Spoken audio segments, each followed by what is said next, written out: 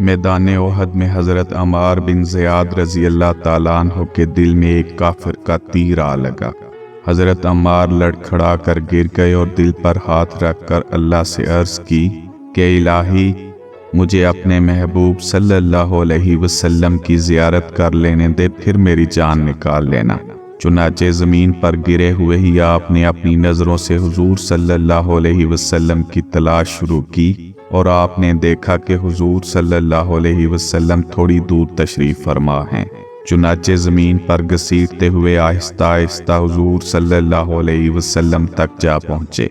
फिर अपना मुंह हुजूर के कदमों में रख दिया और अपने रुखसार हुजूर के तलवों पर मलते जाते और ये कहते जाते, रब्बे काबा की कसम, मैं अपनी मुराद को पहुँच गया। और फिर हुजूर सल्लल्लाहु अलैहि वसल्लम के कदमों में ही जामे शहादत नोश फरमाया।